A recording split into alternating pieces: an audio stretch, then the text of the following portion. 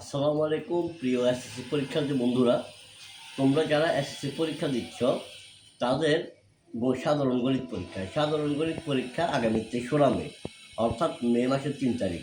যারা মাদ্রাসা বোর্ড থেকে পরীক্ষা দিচ্ছ দাখিল পরীক্ষা, তাদের গণিত পরীক্ষা হয়ে গেছে।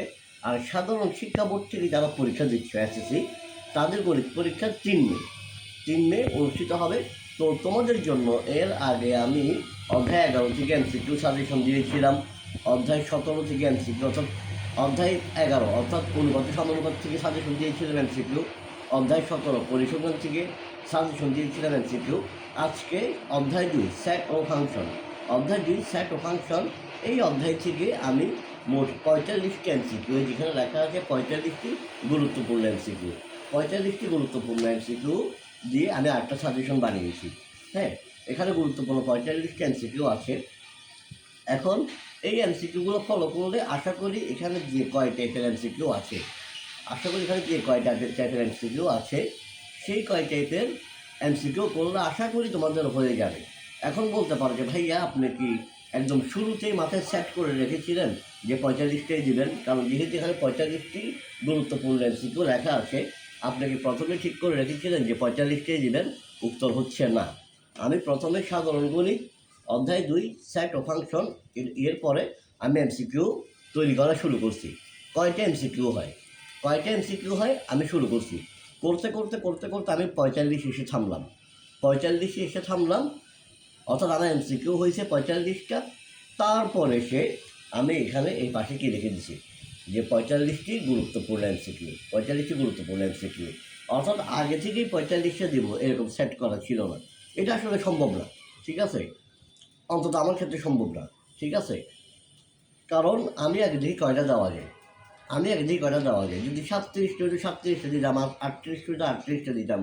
কারণ অনুপাতের সমানুপাতে সম্ভবত 37 থেকে 38 এরকম ছিল, 37 কিংবা 38 এরকম দিয়েছিলাম। তো যতটা গুরুত্বপূর্ণ মনে হবে আমি ততটা দিব। তো ততটা দেওয়ার পরে লাস্টে আমি দেখি যে কয়টা হয়েছে। লাস্টে কয়টা হয়েছে? 45। এই তো 45। যখনই দেখলাম 45 পর্যন্ত আমি থামছি, তখন গিয়ে এখানে 45টি গুরুত্বপূর্ণ এমসিকিউ দিয়ে দিলাম। এখন কথা হচ্ছে, এখানে 45টি এমসিকিউর মধ্যে অধ্যায় 2 সেট ও ফাংশনের যত ধরনের গুরুত্বপূর্ণ এমসিকিউ আমার দৃষ্টিতে গুরুত্বপূর্ণ মনে হয়েছে, আমি যত টাইপের এমসিকিউ আমার গুরুত্বপূর্ণ মনে হয়েছে, আমি ততটা টাইপের এমসিকিউ আমি এখানে অন্তর্ভুক্ত করছি। হ্যাঁ, আমার অ্যানালাইসিসের ক্ষেত্রে আমি হয়তো অ্যানালাইসিস করতে গিয়ে হয়তো বা 2-1টা গুরুত্বপূর্ণ টাইপ বাদ যদি দিয়ে থাকে, আমার মনে পড়তেছে না। আমার যতটুকু মনে পড়ে, আমি যতগুলো গুরুত্বপূর্ণ টাইপ আছে সবগুলোতেই এমসিকিউ ইনক্লুড করার চেষ্টা করছি। যতটা আমার গুরুত্বপূর্ণ মনে হয়েছে, একদম যতটা, আমি সবগুলোই টাইপই এখানে অন্তর্ভুক্ত করার চেষ্টা করছি। তারপরেও যদি 2-1টা ছুটে যায়, এটার জন্য আমি দুঃখিত, ক্ষমা প্রার্থী। তোমাদেরকে যেটা বলবো সেটা হচ্ছে, তোমরা এই 45টা এমসিকিউ পড়বা। এই 45টা এমসিকিউ যত ধরনের টাইপের এমসিকিউ আছে, ততটা টাইপ তোমরা খুব ভালো করে পড়বা, ইনশাআল্লাহ এর মধ্যে কমন পাবা।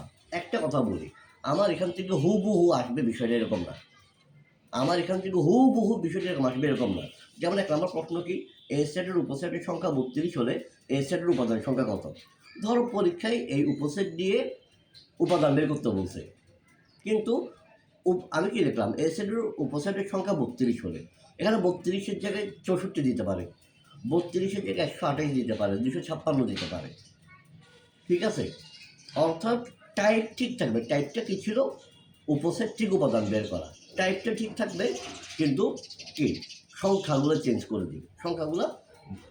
তুমি দেখো বিভিন্ন বোর্ডে একই টাইপের প্রশ্ন আসে মনে করো, কিন্তু মানগুলো চেঞ্জ থাকে, সংখ্যাগুলো চেঞ্জ থাকে, ঠিক আছে? তারপর মনে করো যে আমি হয়তো বা মনে করো যে এখানে দিলাম P = 2, 4, 6, 8। সেটের প্রকৃত উপসেট সংখ্যা কত? এখানে আমি উপাদান দিচ্ছি 4টা, তাহলে প্রকৃত উপসেট কয়টা হবে? 15টা হবে। কিন্তু পরীক্ষায় 4টার জায়গায় 3টে উপাদান দিতে পারে, কিন্তু ওইটাই প্রকৃত উপসেট বের করতে বলো। এরকম প্রশ্ন আসার সম্ভাবনা আছে, ঠিক আছে? তো যেটা বলবো যে প্রশ্ন হুবহু এটা দেবে এটা মনে করিও না। দিলে তো আলহামদুলিল্লাহ।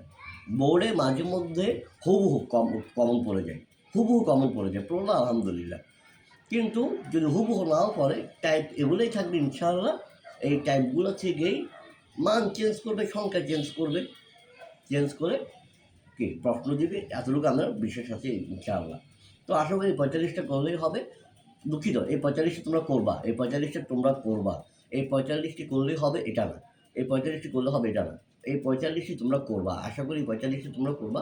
আর শুধু এই 45টা না, তোমরা, আমি জানি তোমরা ইতিমধ্যে এর থেকে বেশি পড়ছো, অনেকে 1000ও পড়ছো, 200, 300, 400, অনেকে উড়াই ফেলছো, অনেকে অনেক প্রশ্ন পড়ছো, আমি জানি ভাই অনেক অনেক কষ্ট করো, হ্যাঁ অনেক কষ্ট করো, আর একটু কষ্ট করো।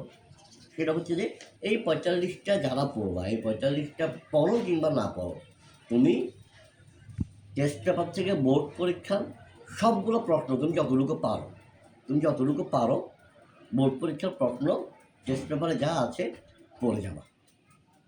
অন্তত টেস্ট পরীক্ষার, বিভিন্ন স্কুলের টেস্ট পরীক্ষার প্রশ্ন ওগুলো পড়লে খুব ভালো, সময় থাকলে অবশ্যই পড়বা। কিন্তু ওগুলো যদি পড়ার সময় নাও পাও, অন্তত বোর্ড পরীক্ষার প্রশ্নগুলো, বোর্ডে বিগত 5-6 বছর কিংবা 7-8 বছর যে প্রশ্নগুলো আসছে, অন্তত বিগত 5 বছরের বোর্ড কোয়েশনের এমসিকিউগুলো অন্তত পড়ে যাওয়া। আর বিভিন্ন স্কুলের টেস্ট পরীক্ষার প্রশ্ন পড়তে পারলে ভালো। এই ভিডিওর লাস্টের দিকে আমি আর কথা বাড়াবো না, এখন আমি জাস্ট এই সাজেশনের এগুলো আমি ভিডিও লাস্টে অ্যাড করে দিচ্ছি, তোমরা দেখে নিবে, ঠিক আছে? আল্লাহ রাব্বুল আলামিন সবাইকে সুস্থ রাখুক, নিরাপদে রাখুক, আমাদের পরীক্ষা ভালো হোক। আমি আসসালামু আলাইকুম।